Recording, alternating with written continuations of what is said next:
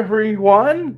Raven fans, Oriole fans, thank you very much for joining us this week. Here we are all the way at the end of June. So here we are, almost at 4th of July. Thank you very much for joining us this week for the Ravery Sports Podcast. Like and subscribe to all of our social media platforms. We're going to talk a little bit about that in a second.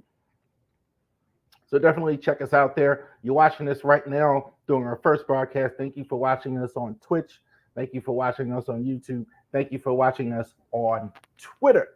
All right. So thank you, all of you, for that. Let's get to business first. Harris Legal Shield. Let's start with the Harris Legal Shield because the Harris Legal Shield has great value for you business owners out there and individuals. I say business owners, but if anybody out there, especially you people, you young people out there or whatever, not just for young people especially, but if you want a will done for us, we'd be happy to go ahead and do that for you. You definitely don't want to leave it to the state. You definitely don't want to leave it to when the time comes. You definitely don't want to fight about this. You want to have something like this done way before anything happens. So while you're, especially if you're a young person, you definitely want to get a will done while you're young. Harris Legal Shield can help you do that at a small fraction of the cost that it would cost. So you can have it done for basically just your monthly fee. It's an excellent value for you. You want to go ahead and get that taken care of. Definitely reach out. Or you can go ahead, go to our Harris Legal Shield Facebook page, and it'll put like that. Just put Harris Legal Shield in the Facebook or on Google or on LinkedIn, and definitely it'll pop right up. Absolutely. Genesis Notary Services /Facebook.com. So definitely check us out for you. This is just for you in the Shenandoah Valley area. Definitely have your ID ready. So definitely go ahead with that. If you have any notary needs or anything like that, if you definitely want to, again, make it legal. You want to notarize documents. You want to go ahead and make it, if you have anything, medical power of attorneys or anything like that, we definitely can go ahead and help you with that. Legal power of attorneys. We have all the information that you need. We'll go ahead and get the documents done, notarized for you. We'll go ahead and take care of it for you. Anywhere in the Shenandoah Valley, we'll be happy to go ahead and take care of that for you. And of course, braverysports.company.site, braverysports@gmail.com. If you don't see anything like that on the website, like this hat, we got a bunch of them still on the website. So definitely, if you got that as well, always rocking the Orioles gear, the Jim Palmer shirt I'm wearing here. Definitely a lot of that information. And if you don't see it on there, again, braverysports@gmail.com. App is coming here in a couple of days here. As soon as we get everything finalized, we're going to go ahead. We're going to have an app, especially for the young people. I know, like, if you're like my daughter and never get off the phone, any of them, you can go ahead, use the app. What's the app? We're going to have an app for Ravery Sports here coming very soon. So thank you for that as well. A little bit of news here with the social media. Not a grand news because we're just kind of trying it out. Definitely Pinterest. You can definitely check us out now. So definitely Ravery Sports 1 at Pinterest. So definitely 2. You can go on Pinterest and go ahead and check us out. If you want to buy merchandise on there, that's coming very soon. If you want to go ahead and do that, it'll link you straight to the website. On there, we can make purchases. So Pinterest is definitely something that we're going to be start doing as well. Last week, we're going to try this out, and it depends on your interest. We did have a few views. Try out Rumble here, okay? So definitely, I know some of you watch. I don't know how many. Honestly, I don't know how many people watch Rumble. I keep hearing content creators talk about it, but definitely Rumble, we're definitely going to give it a shot here. So definitely the main podcast, it's not going to be on live, but it's going to be on tomorrow on Rumble. Okay, so definitely you'll be able to watch it on Rumble. We did have some views on there, so definitely we're going to try it again. So we're going to definitely try Rumble out here for those of you. But you can still watch it live here on the YouTube, on the Twitter, and on the Twitch. It'll be on when it first premieres, and it'll be on there available whenever you want to get it. All right, let's talk football. Down to the business. Okay, so we're going to talk Baltimore Ravens football here. The breakout players in 2024. So, what is a breakout? So, breakout, in simply put, in short, is next level. Okay, which Ravens players in 2024 are going to go from the level that they're currently at to that next level? So that may mean a guy coming from college just getting into the rotation. Maybe means a guy who's been sitting the bench, maybe now getting a starter. Maybe a starter, maybe getting all the way now to the Pro Bowl, to the elite level. So, like for instance, Lamar Jackson couldn't break out. Like he's already a star. Uh, I'm also not putting like a Kyle Hamilton in this category. He's already, I think, one of the top safeties in the league at this point. So, but who is not there and is going to get there? Who is a question mark in getting there this year? So that's where we're going to look at the breakout players this week. A lot of good stuff this week. We're going to talk a little very baseball heavy this week. Got a lot of time. We're going to talk about the All-Star game, a lot, who should be in it. So we're going to start here with football. Who should start? Breakout players. College to rotational player, nickel corner, Nate Wiggins, the first round pick. I'm not sure he starts in nickel corner at the start.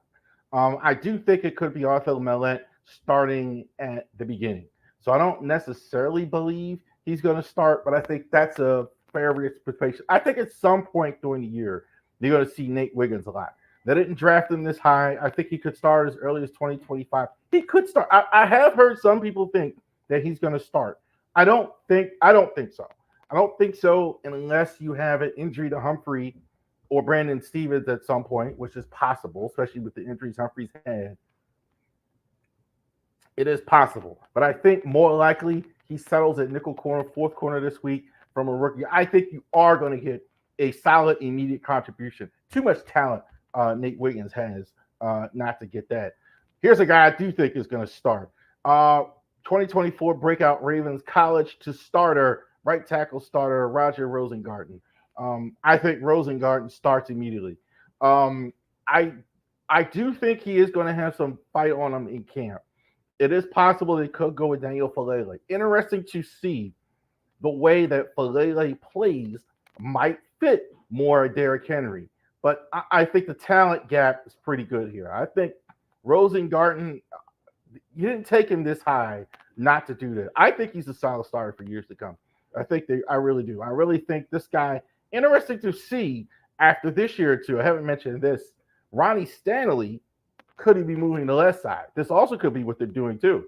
So if he does sit and you're starting Falele, they could have planned for him at left tackle this year, next year as well. Same with Wiggins. I think they're going to have an increased role. But this year, I think he's going to start at right tackle. I think he's going to beat him out as well. Red shirt rookie to starter.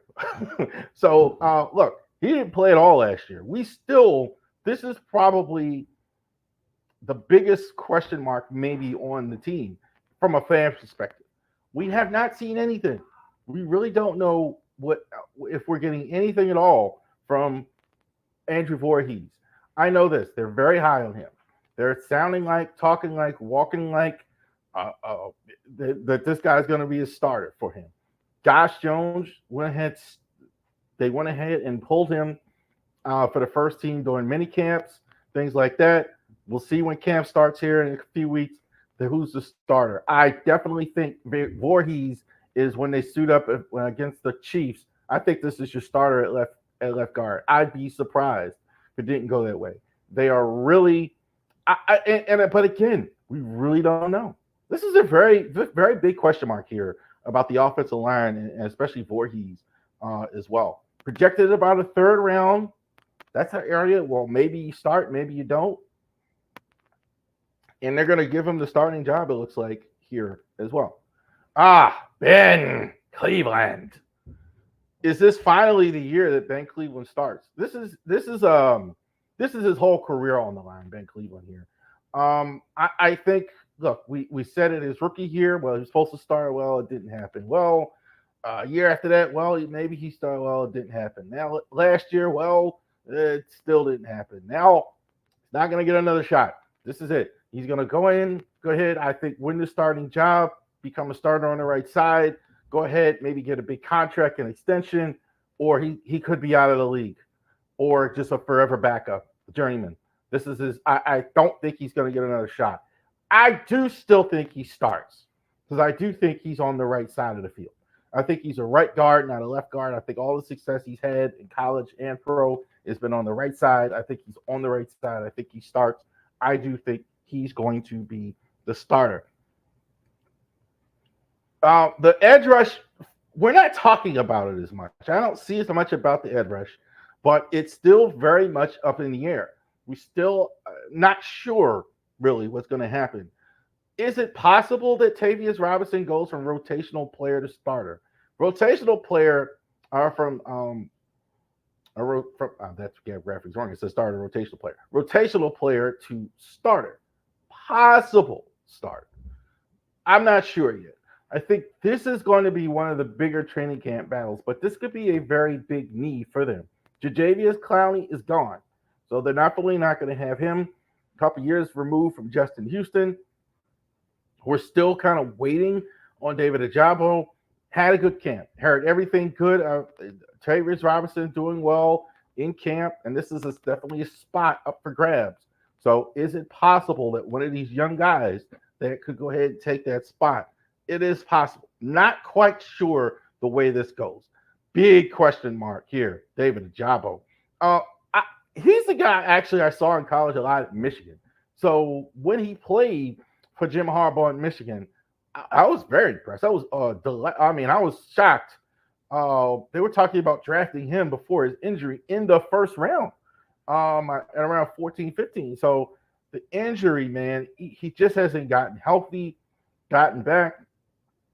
Frankly, though, I think a lot of fans have made, and a lot of media, making excuses for him. He hasn't performed yet. It's okay, right? He might get it this year. He might become, but he hasn't done anything yet. I don't think anything's handed to him. I think they would love to see it. We'd all like to see it, but I definitely, he's going to have a fight. He's going to have a fight. I'm truly not sure the way this goes, but I definitely think he's in a battle with also this guy, Isaac from Penn State. I really like him. I really think this is a better version of a Tyus Bowser here. Definitely, here's a guy, definitely great athleticism, and he's a unique player. Exactly the type player that the Ravens go ahead and utilize. Not just the pure pass rusher, plays good linebacker, does a lot of the similar things, good in coverage, good rushing up the middle, good doing those variety of things. So he's not just a hand as a ground on the outside. The question is, he's still battling an injury. Can he become the guy they want here in a short enough time? Rookies missing camp, missing time, that's a big deal because they're still playing catch up and learning. So I don't know. At the start, I don't think so with him, but I love him. Love the potential here as well. And I don't the Daffy Owe thing. I don't worry about that. Some people worry about that. I don't worry about that. I'm more chop route. This guy is going to fit in and play well if healthy. Trenton Simpson from rookie to starter. He's going to start. I had last year for the mock draft Trent Simpson mocked in the first round, late first round. He fell all the way to the third. I don't think it was a reflection on him. I think it was more that's how the league now feels about middle linebackers. They just don't draft them that high. I think that's more what it is. But I think Trent Simpson, everything I've seen, people are overrated. Well, you can't worry about the steal again. Yeah, but the maturation was there. Definitely out of all the players here, I definitely think starter and Pro Bowl, I think, is possible. Maybe not Pro Bowl this year, but this guy has a tremendous amount of talent. Great attitude too. Every time you see him, he's got a smile on his face. He's saying good things. He's a good person to have on a team. So everything I've seen is good. Rotational player to starter, Pro Bowl possible. Daffy Owe. Ravens believe. They picked up his fifth-year option, which surprised me. $13 million they're going to pay him. That's after this year. Other people are seeing this more than I am. I do know this. The athleticism is not in question. He is a tremendous athlete, tremendous physical special, even for football players. Great athlete, great speed. I do think he just looks a little raw to me, kind of like he could be go.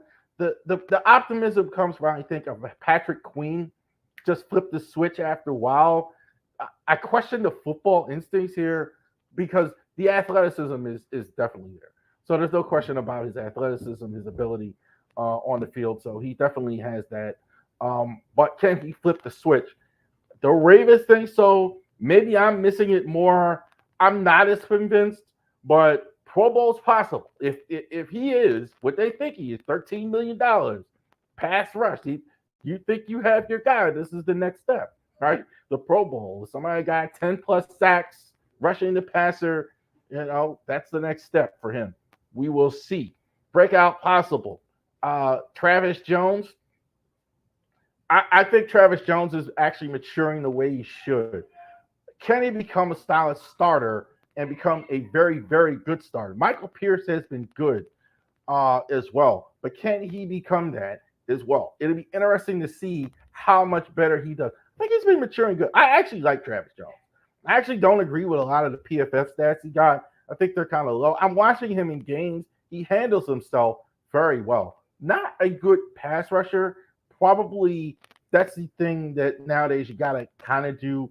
Even on the inside, you got to pass rush more the run guy. And I think maybe that's it. But he has some quickness and ability. I mean, definitely very quick off the ball. Great hands. I like his hand. The way his hand placement. Very fundamentally sound guy here. Couple more. Is Zay Flowers going to the Pro Bowl? I don't know. I think for sure he's the number one target. He's not coming off the field ever. That's for sure. A lot of times he had to share with Odell last year, share with Bateman. He's not sharing with anyone. Even with all due respect to Rashod Bateman, can he be the guy that actually goes to the Pro Bowl this year? I definitely think it's possible. If it is going to be a Ravens receiver to get 1,400 yards and get to the Pro Bowl, I definitely think it is this guy, Zay Flowers. Can he actually get all the way there and become one of the best wide receivers in the NFL? That is absolutely what the Ravens are banking on, drafting him first. Can he step up and get there? There you go. Ravens breakout players in 2024. Interesting to see which guys break out and become stars in the NFL. This is kind of the Ravens' way they do business. This is kind of the way they do things. This is absolutely how the Ravens actually work in a lot of ways. Bring young guys in. Get the old ones out. Draft it like this. Lose more than we gain. We're going to get comp picks. We're going to have 10, 8, 9 draft picks every year. We're going to draft well. We're going to bring him in. No secret. This is the way Ozzie Newsome did it. This is the way Eric DeCosta did it. So we need guys every year to actually go ahead and step up and break out to that next level. So those are some of the names we're seeing, the guys that are going to go break to the next level of their games. So interesting to see when the season actually starts as well. All right, let's go to our list here. Top 10 tight ends in the NFL. So who are the top 10 tight ends right now currently in the National Football League? Fluid position as well. Some of the same names like you're going to recognize at the top all through the list. Some new names as well. But tight end is becoming more now pass catching position, not overlooked. You see all teams in the league. It used to be a handful of teams that, we're going to use a blocker. We're not going to spend a lot of time. We're not going to do. Now everybody's looking for that big time receiving tight end. Everybody's looking for that. A lot of teams do have one. A lot of teams, like the Ravens, have more than one great tight end. So you're seeing it now, the maturation of out of the old school blocking. They're still blocking, but a lot of these guys, frankly, are hybrid wide receivers now. So who are the top 10 in the league right now. Cole Kmet gets in there, partly because of Caleb Williams is there now. Now we don't know what Caleb Williams is doing, but they definitely got a Justin Fields out of there. This is a guy now who is going to be. He's been growing slowly as well. I think like part of the problem is I think the lack of quarterbacking. I like his hands, great body control, good conditioning with Cole Kmet. I liked him in college. He was one. He was the best tight end a few years ago, and not a great receive tight end draft. But I definitely think he's going to flourish here. I like Kmet here at number 10. Number 9, Dalton Kincaid. What did we just talk about? The league transitioning to pass catchers on the outside, not just tight ends that will in straight line. I don't like him much as a blocker, but I think that's kind of why he didn't play a lot last year. Get as many snaps, and obvious running because they ran more. But this guy can catch the football. There's no question about it. Dalton Kincaid, I think he's still developing, so it's a bit of a projection. But I think the best is yet to come. He's going to be needed more too. Part of this is now Stephon Diggs is gone now. So Dalton Kincaid, he's gonna be looking. Josh Allen's gonna be looking more to his tight end, maybe more to inside. Gonna be, a little more conservative there. So what better way to use it than a tight end with great hands and speed on the outside in Dalton Kincaid, number 9. Number 8, Trey McBride. Those of you who don't watch much Cardinals because they haven't been very good.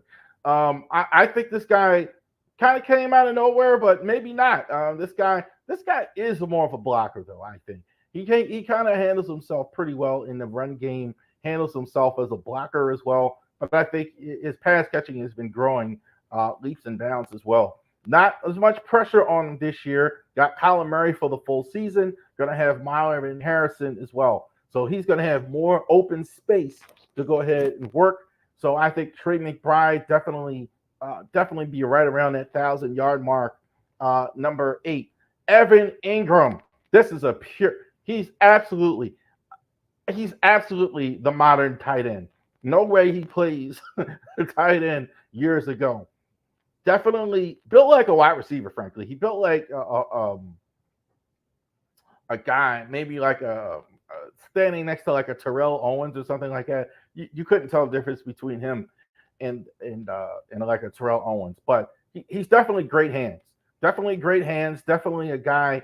Just needs to be, I think, I would say he needs to be more consistent. And I think it's true of the quarterback with him. I think both of these guys getting a little more consistent can get up the list a little bit. I think definitely he has the talent. He definitely has great speed, get open. Guys have a hard time staying with him, catching him from the backside.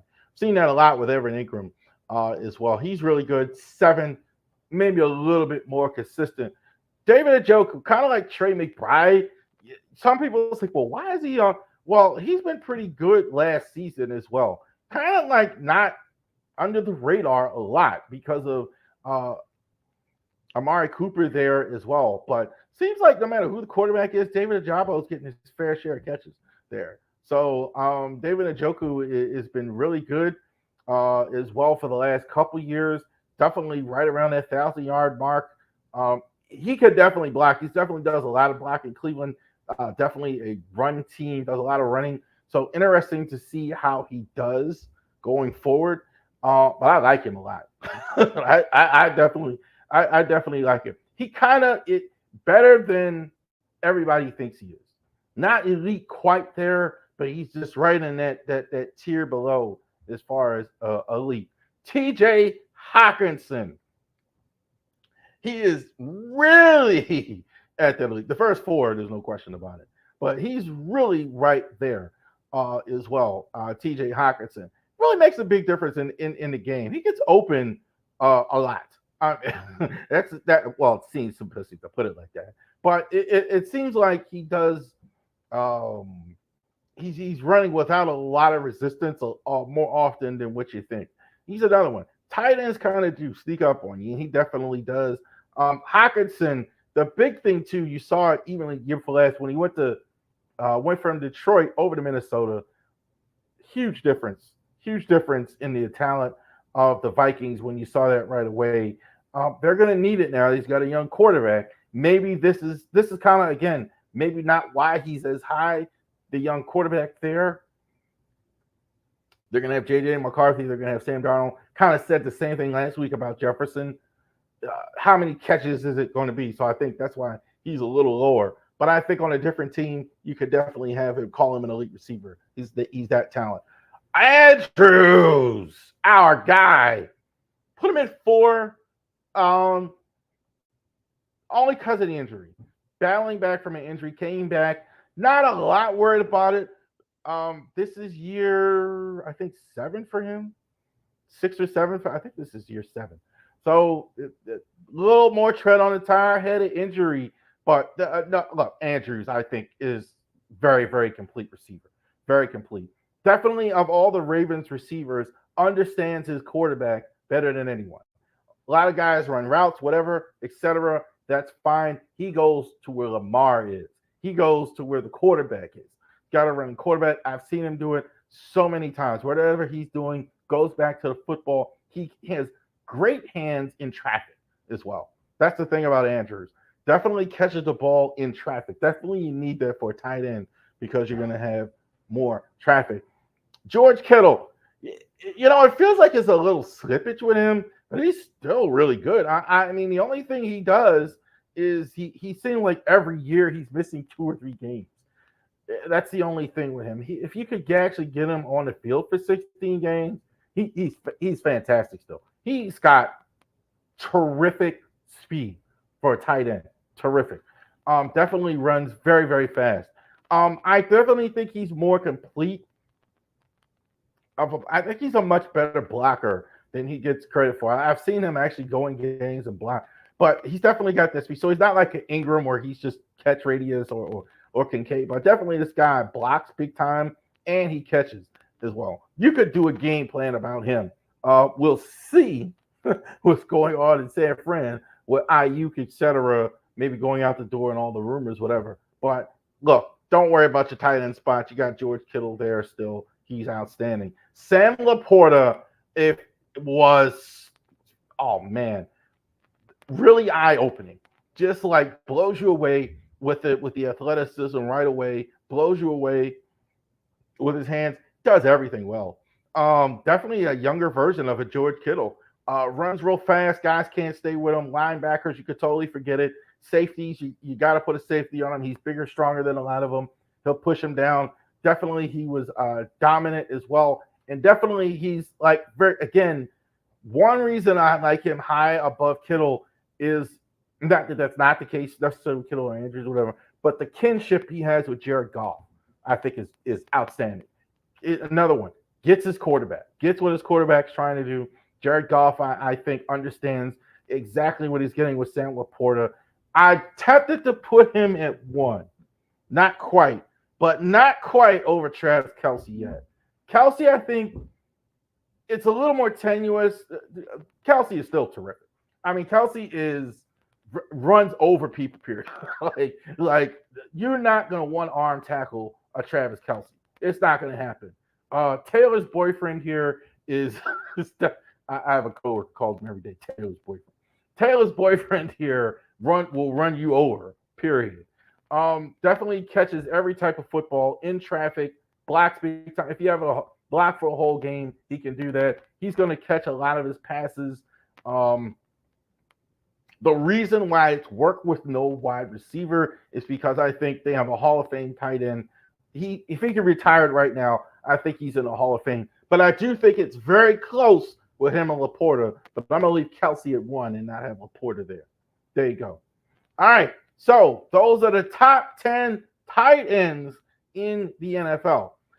If I would say, though, from a Ravens perspective, if I was to do a combo of tight ends, I would say I would have Isaiah Likely and Mark Andrews at 1.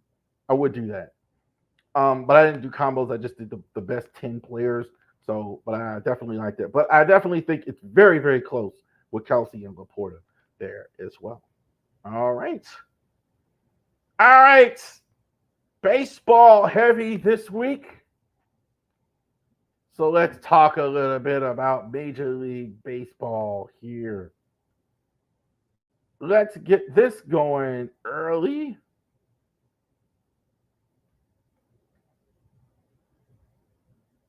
Let's get the charge going.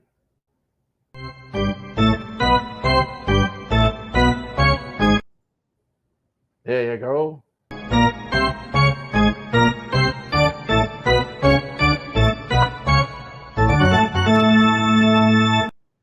All right. So we're talking Major League Baseball. The voting for the All-Star game is over the first phase.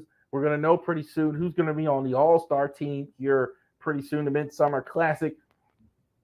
Right around there, that Sunday before the All-Star game, we're going to have our stream Orioles-Yankees reaction. If you've seen it there, scheduled that a little while ago, Orioles-Yankees reaction. And that's going to be the same day. Sunday is going to be the MLB draft. So we're going to be talking about that in Baseball Summer as well. Baseball Summer tonight, we're going to talk about an outstanding College World Series.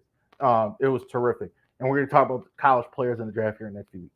But who's going to be in the All-Star game? Now, what is this? Ravery Sports version of the All-Star game.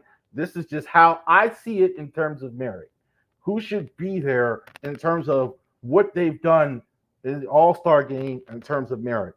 The only thing I did have to stick to was the fact that each team does need to have at least one player on the board in the draft. Not in the draft. One player in the MLB needs to be on a team. So that factors in along with the merit, but otherwise, this is just merit-based stuff. Who should be in the All-Star game? All right, so I'm going to take the ticker down here. Move this as quick as I can. It's a long segment here. All right, couple Orioles. No question about it. Adley, I was very disappointed he didn't get to start last year. Adley should. There's no question about it. No question. Adley should start. Joe Seinheim was pretty good last year. No question about it. Adley, I think, get used to this. I think Adley's should be starting the catcher as the All-Star game for years to come. He's fantastic. There's no question about it. Mountie, yes, Mountcastle definitely deserves to start. It's pretty close, but I know some of you are going to say, well. Looking at the numbers, Mountie definitely has been really good. Mountie actually doesn't play as much as he should. He actually shares time a little bit with Ryan O'Hearn. They pull him out, etc. So Mountie, had he played more, you wonder what the numbers would have looked like. But he's been great. Batting average, so much better than it was a few years ago. Great job, Mountie. Jose Altuve, I think, is start. I definitely hear. There's no question about it. This guy's a future Hall of Famer, one of the best players. I think the fact that he's still the best second baseman is saying a lot. Definitely, Astros are getting a little better now. They're kind of coming up. No question about it. Altuve at second. Jose Ramirez, if you've been watching the game here recently, he's been really good. Definitely the power is there. The power stroke with him is fantastic. So he's definitely a great power hitter. Speaking of power, Gunnar Henderson, I think, is going to be. There's no question about it. This is not close. I think this is the biggest margin. I think, and there actually have been some good shortstops, but Gunnar, I think, is in the first spot. There's no question about it. Aaron Judge for the I'll go to Judge. Judge, I think, leading the league in home runs. No question about it. I don't like him in center, but I don't think he's that good in center, honestly. But look, they got Soto and Wright, who's also going to the All-Star game. I think this has been a lethal combination for them, a great duo. I think it's probably the reason why the Yankees have the record they have. Kyle Tucker, I think the secret's finally out. I think Kyle Tucker, the last few years, I've been saying how good Kyle Tucker is.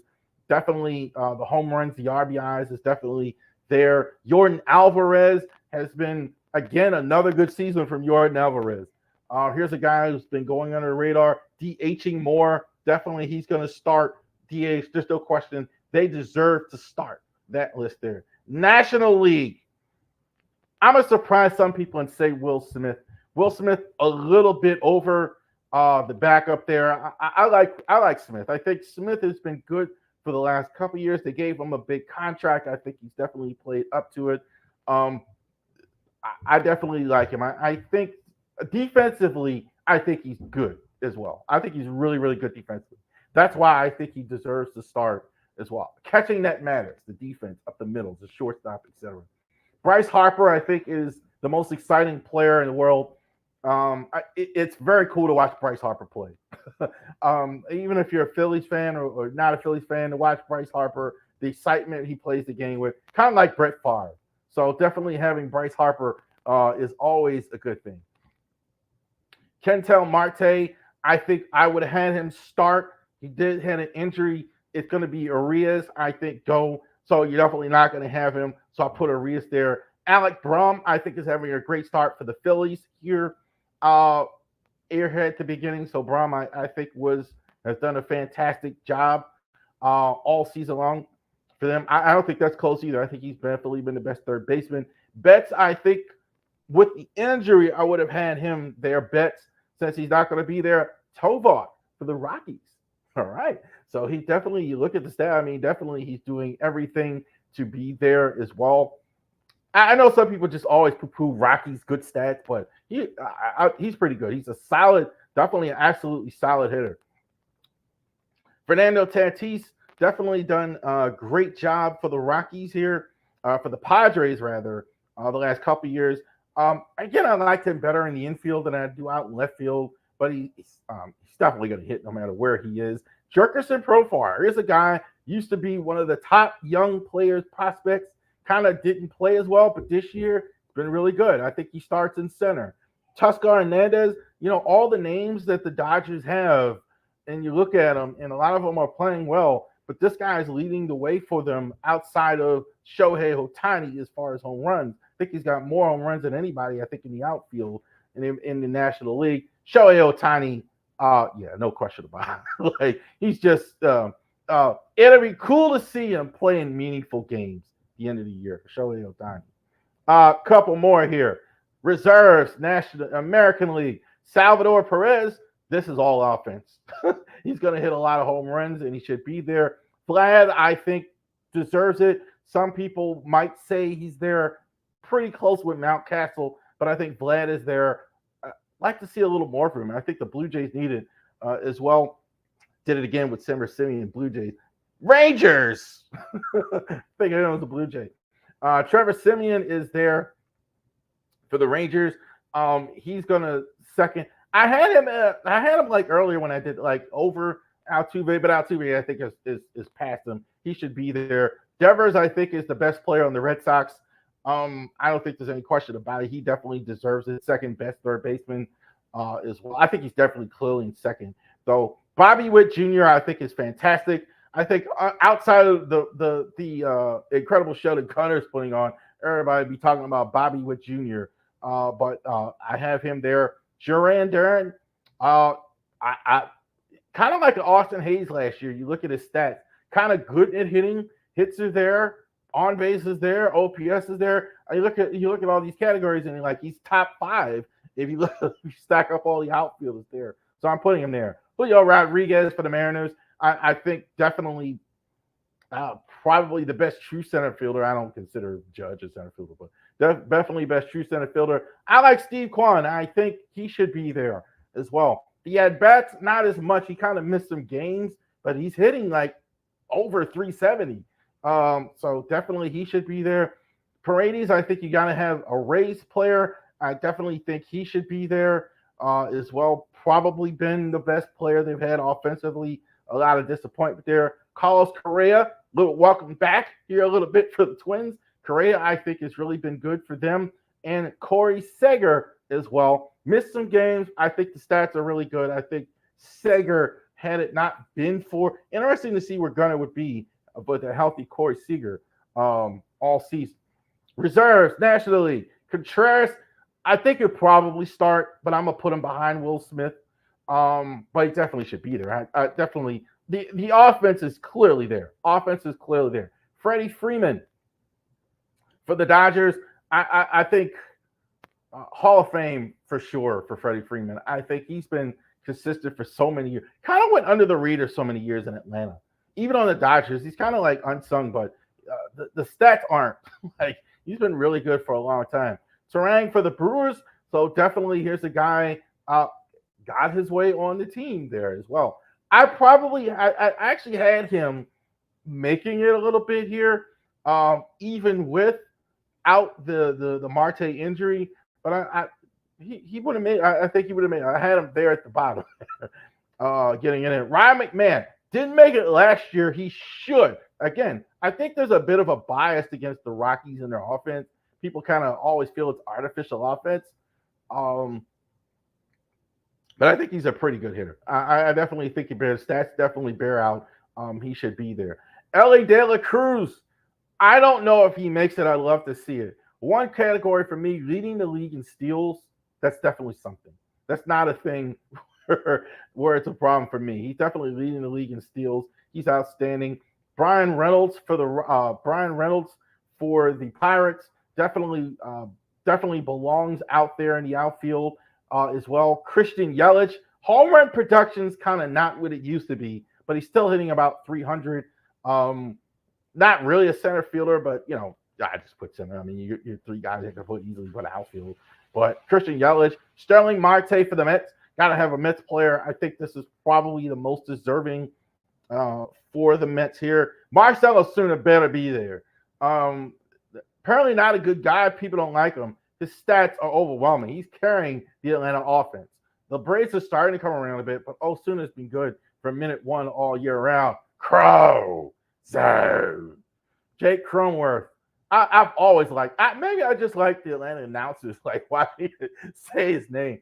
But a bit of a surprise. He's another one, like a bit of a surprise as well. He's better than what people think he is. I think he's kind of ignored. Not quite in the Kyle Tucker, but there's a reason why the Padres, with all the money and everything they've spent, have held on to this guy. Christian Walker, I think, has been a bright spot for the D-backs and the whole American League. One of the leaders in home run hitters, especially with Corbin Carroll not playing nearly as well. Couple more. American League starter Seth Lugo, I think, should start the game. I think the best pitcher should start. I'd have Seth Lugo start. Carlos Rodon, Luis Gil for the Yankees, not as good in their last starts. I think it's kind of happening to a lot of pitchers because of the nature of the season that's going on. Dead arm. You're kind of in June, you're kind of in the dog days. Tarek Subal, I think, is fantastic. I think as far as a future, you can't have as good of a pitcher, maybe the best pitcher going forward in the next few years. Corbin Burns, no question about it. The quality starts, I think he's got 12 quality starts. I think he's good. I think he's got a good shot to win 20 games. Tyler Anderson and Garrett Crochet, got to have a guy from those two teams. I think those guys, these are good pitchers. They probably would have won more games on a different team for sure as well. Relief pitchers in the American League. Emmanuel Clase for the Indians. I think he's been fantastic. Clay Holmes, I think, is finally getting recognition. One of the best closers. Kirby Yates, I think, has been really good for the Rangers. Andres Munoz for the Mariners. I think he took over from Paul Sewald, is outstanding. And I can't wait for the all-star unveiling of Mason Miller. If you haven't seen him, you're missing out. This is, oh my gosh. I mean, everything is over 100. It's unbelievable if you ever seen it. Now, when I saw it, people was like, oh, wow, now you see what the fuss is about. National League, real quick. Three Phillies. Ranger Suarez, Aaron Nola, Zach Wheeler. They all belong. Usually you don't see three on one team. You got to put all three. Wheeler, I think, was bad in the Orioles start. I think that was the only one where he was bad. Nola and Suarez, I think, were terrific. These guys, the reason why the Phillies are doing so well. Suarez, I think, definitely deserves the start. Tyler Glasnow leading the National League in strikeouts definitely is there. Chris Sale, the Red Sox are probably like, what the heck is this going on, man? This guy, where was this all these years? Like that. Sale now back to all-star form with the Braves. Logan Webb makes it with the Giants. Amanga for the Cubs. Tremendous start. He's off to definitely Rookie of the Year candidate. One of the few rookies in the game. Relief pitchers. Raja Suarez for the Padres. So definitely, look, you lose You lose Josh Hader. You definitely replace him with this guy. He's been terrific. Former Oriole Tanner Scott for the Marlins. A lot of Oriole fans want us to reacquire Tanner Scott.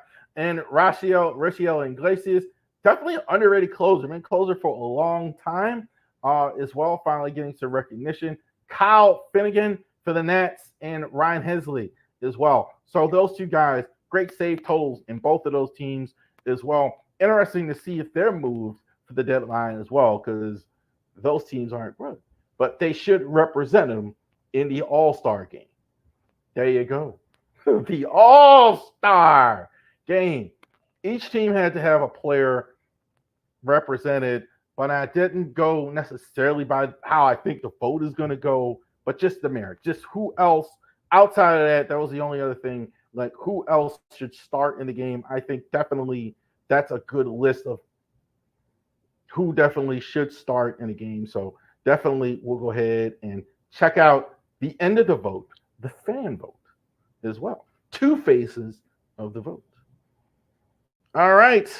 So let's get on point here with this baseball summer series. Oh, put me in cold. I'm ready to play the game. Outstanding. All right. So let's go ahead and talk about baseball summer here. Got to get the graphic queued up here. College World Series was tremendous. Definitely checking that out. So definitely we're going to talk about that. Next week we're going to talk a little bit about we're going to start talking about the draft a little bit. Next week, NBA draft going on now as well. I think Bronny James is going to get drafted, by the way. Like, I put that poll for your Twitter account. I think Bronny James is going to get drafted. But College World Series final, first time we had these two teams, Texas. Get that back up there. First two teams, we had these two teams, Texas, Tennessee Volunteers, actually go ahead and win the College World Series as well. So I thought that was these games were fantastic. I think college baseball is really starting to gain more momentum, I think, as well. So the games were on.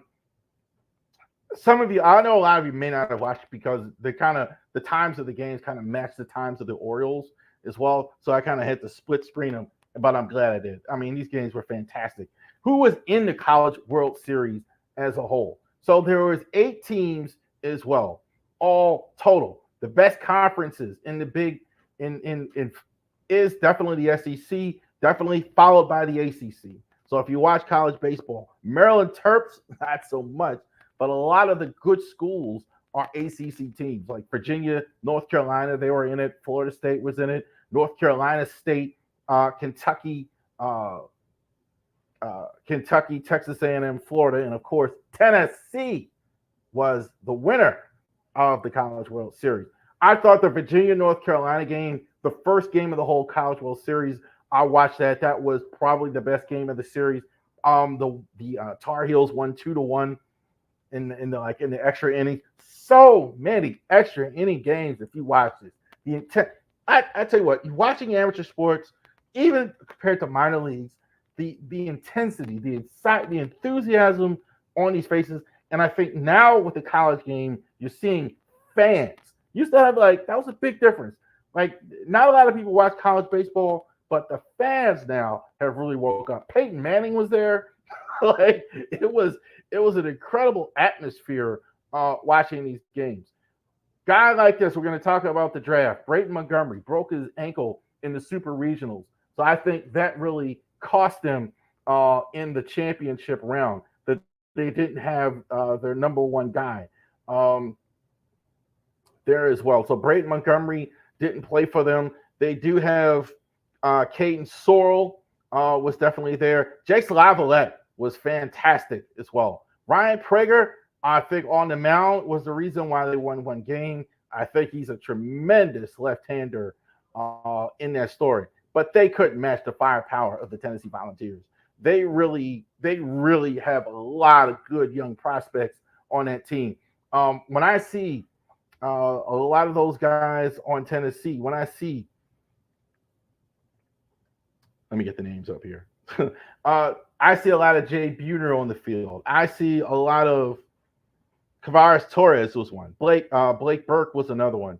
You saw the MVP there in the finals.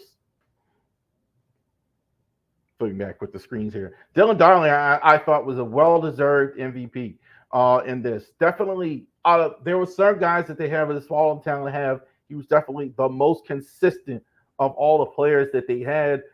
He had at the end, he had a hard time lifting the trophy up. But I thought the first game of the College World, the first game of the three was great. I thought A&M really took it to them, but they didn't have their main guy.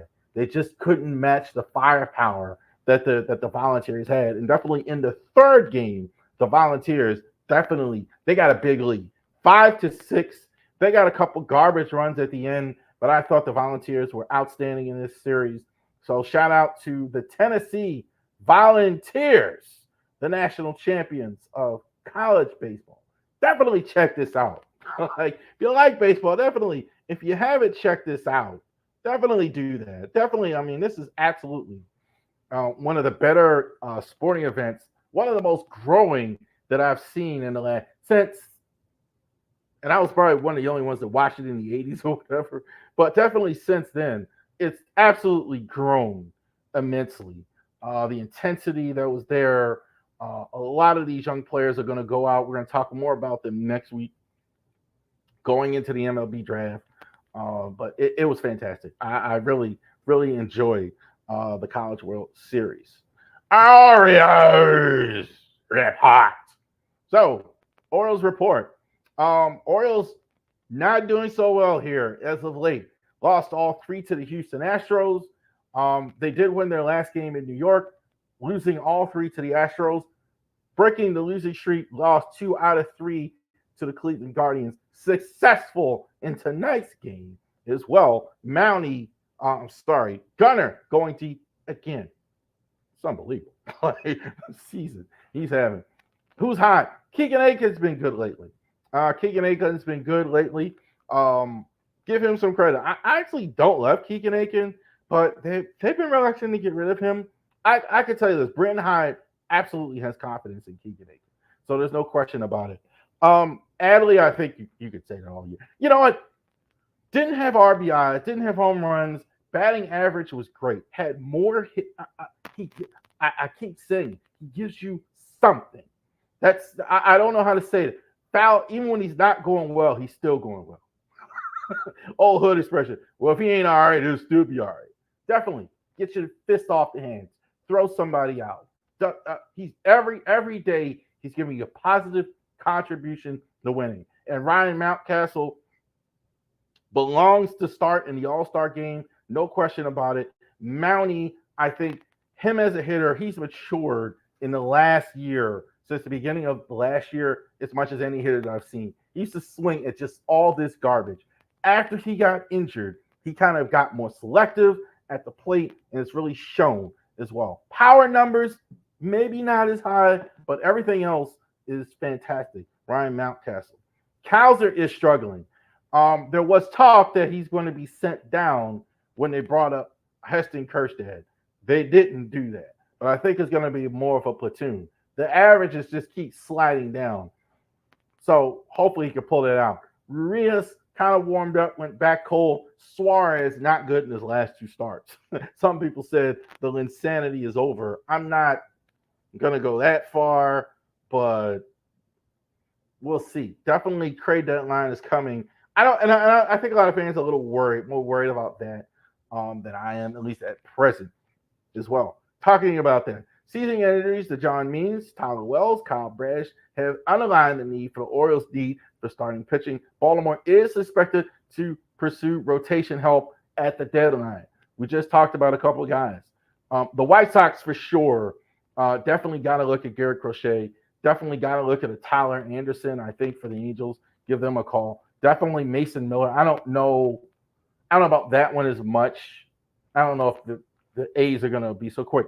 But the White Sox are definitely selling, right? There's no reason for them to hold on to anything. So definitely, if you can offer them a bunch of young players, which you still have, you can absolutely do it. And they need a starter.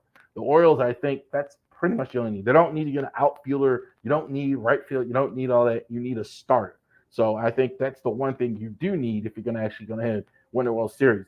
They did recall Heston Kjerstad. This will be his second stint in the majors this year. Kjerstad's going to play more this time. All right. The last time he kind of came up, he kind of sat the bench. He's gonna play. I think with the struggles that Kowser's been having and things like that, guys are getting a little tired. That's, I think, the reason for the losing. Get a fresh body, get somebody up here to do a little bit. It's not like he's not gonna play this. He's going to play. Dean Kramer made a second rehab start last night. This was a little dated, a few nights ago.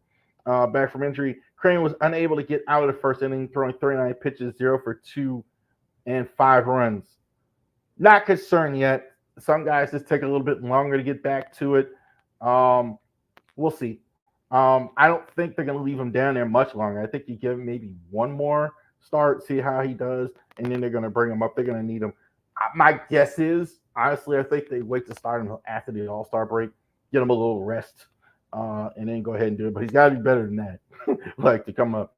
Texas Rangers is next. So definitely the Orioles are going to be playing Texas.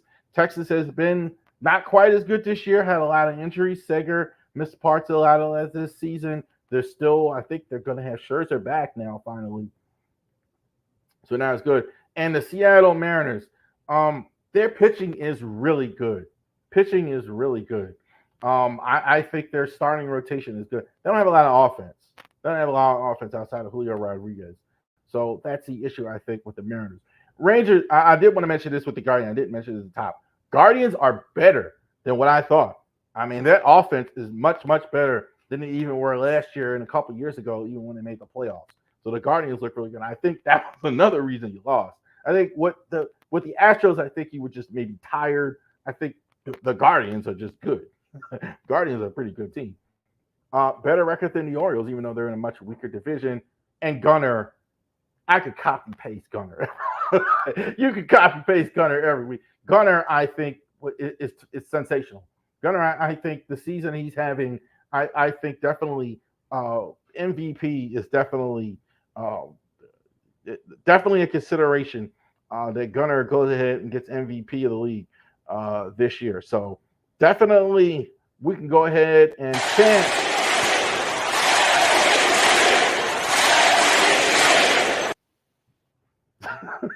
MVP for Gunnar Henderson. So thank you very much for joining us for the Ravery Sports Podcast for fans like me. Like and subscribe to all of our social media platforms. Definitely check us out on Pinterest and on Rumble and all of our social media platforms. Our pleasure. Thank you, and you have a great